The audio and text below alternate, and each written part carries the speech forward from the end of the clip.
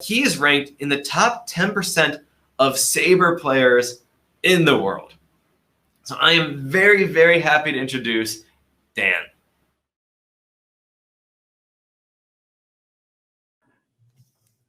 Hello, everyone. Hopefully everything is working. It seems like it is. Small correction, it is not just Sabre, it's Beat Saber, so it's even less or even more nerdier than what it sounds like. So, hello, everyone. How do I make this not do this? There we go. So today, I finally get to talk about some of my actual academic research for the first time in the length that the R conference has existed. So I like to start off with thanking my committee chair, Ann Brown, who is an assistant professor and holds positions in the biochemistry and university libraries, where she studies both molecular modeling and drug design, and also runs a data science program through the university library. And the rest of my committee, Dave Higdon, who is the stats of the Virginia Tech Stats Department, the chair of the Virginia Tech Stats Department, Alex Hanlon, who runs the Biostats Department, and Nikki Lewis, who does a lot of educational research in the Honors College. And with that, a little bit about myself. So just past February, I passed my prelims. So I am now a PhD candidate studying data science education and pedagogy, specifically in the medical, biomedical, and health sciences. In 2019, I was one of the RStudio interns working on the GradeThis/Learner, GradeThis, which is an code grader for learner documents. If you use it anytime now, pretty much none of the code that I worked on exists because Garrick sort of rewrote the entire package. And a lot of my dissertation work comes from me being a software Carpentries instructor from 2014. So I'm really lucky to be able to do a dissertation around things that I have experience in. And I also teach workshops and do my work in both R and Python. So a little bit about the educational materials that I've worked on. Like Jared mentioned, I authored a book called Pandas for Everyone from the Pearson/Safari perspective. There's a bunch of video courses that I have, but what I want to talk about today is this project that's related to my dissertation, which is called Data Science for the Biomedical Sciences. And so a little bit about current data science education. Data science education is everywhere. It is essentially very free and it's a commodity, and really content isn't an issue, but what really is lacking is courses or things being really explicit, focusing on data products and data cleaning. So if you look at this chart here on the left, there are a lot of NA blocks that should be filled in. And so why do we care about domain specificity? Well, because there is so much data science materials, then we have the ability to make introductory data science materials more specific to domains and make it more accessible to a wider range of domains. So, and another way you can think of it also is you learn better when things are more relevant, and that helps with a lot of internal motivation and creating good feedback loops as you're learning something new. And so, if we think about how to create these domain-specific materials, you first need to think about who are our learners. And so, our learners, if we want to think about who our learners are, we want to be able to know what they already know. And there are a few ways that you can sort of map out what do they know. One way you can do is, given a specific topic, you can draw out what is called a concept map, which is essentially a bunch of nodes and edges about how topics relate to one another. If you don't like concept maps, there's another exercise you can do. It's called task deconstruction. And essentially, your learners fall under this spectrum known as the Dreyfus model skill acquisition. And depending on whether they're a novice, a practitioner, or an expert, really relates to how dense that node of knowledge is and how well that they're connected to one another. And so for the work that I work on, we created a workshop survey, which I would if you are thinking about doing something like this for yourself, there are surveys that you can take, and it's really based off of a combination of the Carpentry surveys, stuff from How Learning Works, and survey examples from Teaching Tech Together. And so the surveys that I gave out or had people take, there are 8 sections, and 4 of them, which are highlighted in orange, are the ones that we use to figure out who our learners are by clustering them together. So we took those 4 core questions, we clustered them together, and then I found out that they essentially create 4 different groups. And then if you look at the demographic information, I sort of deduced that they fall under expert, clinician, academic, and student. And so we use that information to create a set of personas. And so we have Claire the clinician, Samir the student, Patricia the programmer, and Alex the academic. And if you want, you can go to that URL to get a more detailed view of each persona. Specifically, what is a learner persona? It is a fictional character that you create that is based off of real data, but it incorporates their background information, prior relevant knowledge and experience, perception of needs, and any special considerations. And this way, when you start thinking about learning materials or your audience, you can now say, oh, what would Claire need in this scenario versus trying to recreate a persona on the fly. You can now talk to other team members or other collaborators and be like, this wouldn't work for Claire because of blank. And so once we have the learning personas, how do we go about planning the actual learning materials? So the learning materials that I have created, there are 8 learning objectives. Most of them are going to be centralized around the concept of tidy data and data literacy concepts. And the way I structured it, and it came out of the surveys, was if we can structure or get people to think about what is a clean or tidy data set, then it's much easier to learn all of the other data analysis stuff. And another thing that I also realized that a lot of my learners, or maybe your learners as well, come from the world of spreadsheets.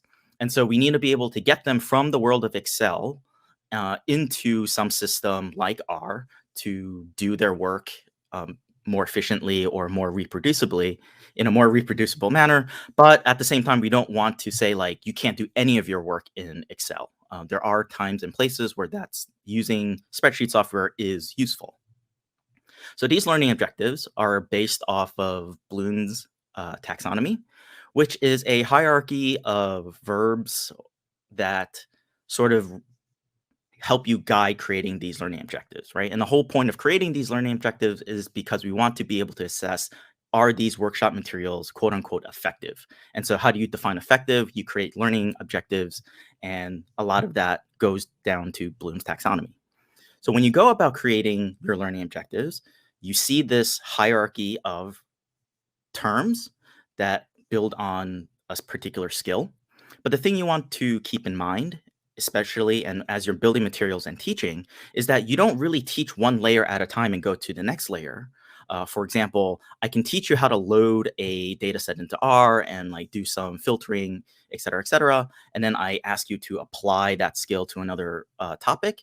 But then you can cycle back down and say, like, okay, now that you know how to get the data you want, let's go and show you the code to save it out to a separate data set so you can do your work in Excel and sort of build on existing skills. So even though Bloom's taxonomy shows up as a hierarchy, it's a good practice to don't teach your materials one layer at a time. And it's very circular. And so a lot of the stuff that I work on is focused around tidy data. And so we've all seen Alison Horst's illustrations. Tidy data sets are all alike, but every messy data set is messy in their own way. And so this is an example from Hadley Wickham's tidy data paper. As an example, if we, for example, look at this 52, it represents the tuberculosis count for a particular country and year. And if we look at the column names, it stands for a particular sex and age group. So that 52 has a problem because that number encodes 2 bits of information. It encodes gender and age group. And so we wouldn't be able to do something like what is the total count for all um, people in the 0 to 14 age group, right? Because now we have to look at two columns. We can't do something like a group by and a summarize or a sum, something like that. And so to make this data tidy, we first melt the data or pivot longer the data into the version on the left. And then we can say, use heuristics to figure out, oh, how do we clean up that column? Well, if we pop out the first letter, we can use that for sex, and then the rest can be used for age group. And now we have a tidy data set, and then we can do group by operations or fitting models or make plots, et cetera, et cetera. And so this view between long data and wide data, or however, whatever terminology you want to use, I think is really critical, especially if you're coming from the world of Excel, and especially if you're using spreadsheet programs as a method for data entry, if you are a clinician trying to do a retrospective chart review. And so if you know going in that if I collect data in one format because it's easier for me to collect, I can encode or some other way pivot this data so the computer can understand it so it can do the rest of my analysis. That's really important. And so one of the questions that I give during the end of the workshop, so this is called a summative assessment question, like a quote unquote final question, is this question where, let's say you're given this data set about cyclomegalovirus, and it's really only a problem if you are immunocompromised or pregnant, and how do you go about fitting a model or doing some kind of analysis, knowing that there are other variables in this data set that relate to the variable of interest. And so if we go through this example, what are the bits and pieces that someone who is given that data set would need to learn? Well, the first thing they need to learn is how to load up different libraries. We are using tidyverse just for its consistency for the introductory workshop. And then we also need to load up the read Excel library because tidyverse doesn't load up everything. So they have to know about how to load up other tools in R. And then if we look at the simple line of code that is read Excel gets saved into a variable called dat, well, there's a lot of things going on there. Even the path to the file requires them to have some knowledge of what is a working directory, what is the difference between a working directory and a full path. They have to be able to know how to make function calls, and this read Excel comes from the read Excel package. They have to know the assignment operator. They have to know about saving things to a variable. And so there's a lot of things going on into what I would consider as a proficient R user as a very simple thing, but when you're teaching, there is a lot of things going on. So what's the next skill that they would probably need to do? Well, they might need to filter their data set for some other criteria. So maybe they only care about people over 65 because they're trying to use some of this data for Medicare data, et cetera, et cetera. And so we teach them the next function. But in doing that, we also have to go cover pipes and then filtering data and what is a Boolean condition. After that, to go around with good data practices or integrate their work into spreadsheet life, how do you save out this stuff into an Excel sheet so at least part of your data pipeline is reproducible? And so now we have to show another function that does something else. We have to show them, we sort of go back and say like, hey, remember, you can always save these intermediates into other outputs. And then we use this other function to save this out into Excel file. And then they can carry on or give that to another colleague. Or if they don't know how to do plotting yet, they can plot their data. But then this way, if the data set updates, they don't have to worry about that part of the analysis. The next thing, so I focus a lot around tidy data concepts. How do we go from the data set to the left to the data set on the right? Well, then they're going to have to know about lists, vectors, or different ways you can select code. So that's like tidy select in the R example. you have to recognize, is this a pivot longer or pivot wider operation, or melt cast operation? In Python, it's going to be melt and pivot table, et cetera, et cetera. They're going to have to identify that. And then at the end, they might want to do a little bit of cleanup. So I show them the drop NA function, or you might need to drop missing variables just so you have a clean data set. From the plotting perspective, so we go back and say, hey, plotting is another library. So here's ggplot2.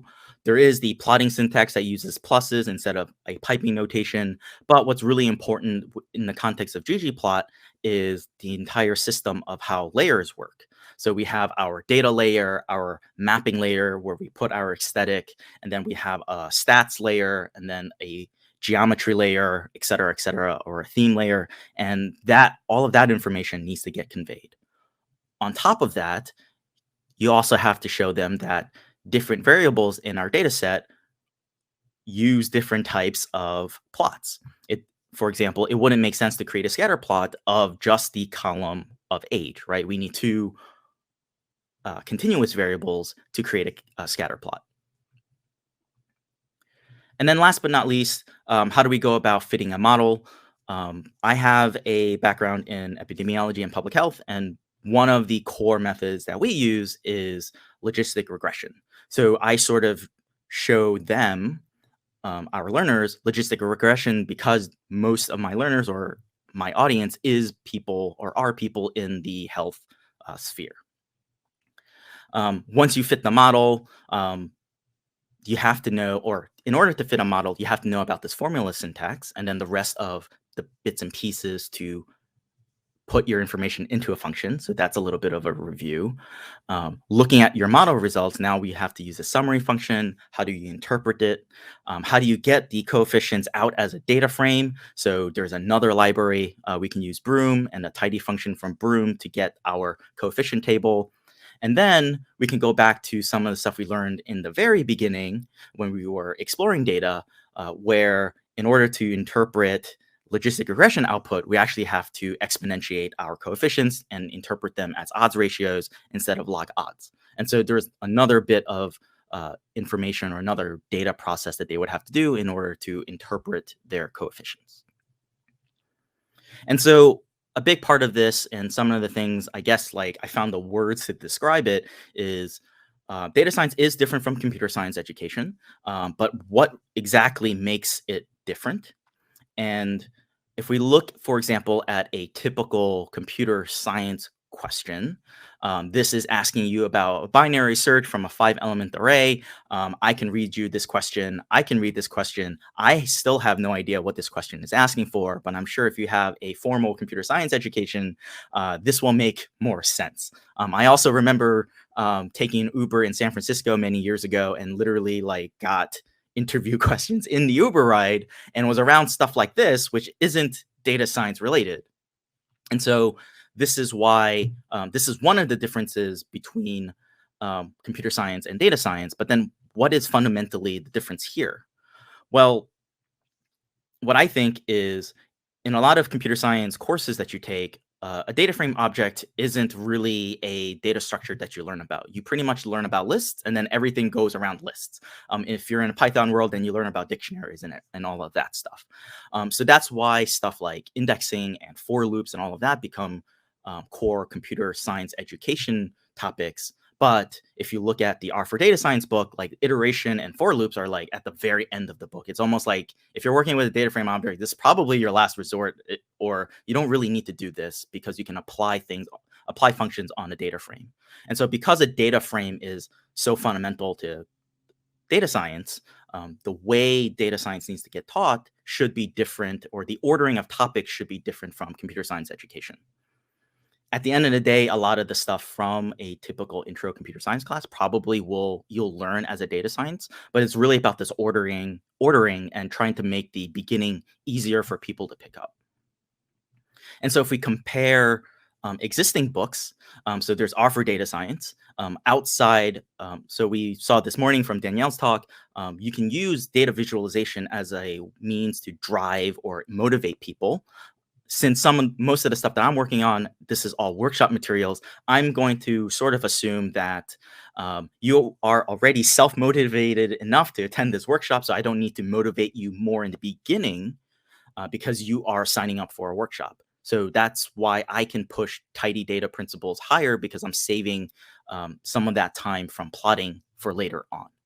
But from R for Data Science, they put plotting first, some workflow stuff, and then they also do tidy data pretty fast if you filter down that table contents for the things that are actually like chapters. There's another book, Data Science for JavaScript, that's written by Greg Wilson, Toby Hodges, and Maya Gans. They are teaching JavaScript. So you'll see in the beginning of this book, it's a lot of DOM manipulation, like traditional JavaScript stuff. And then the actual data manipulation stuff happens towards the end.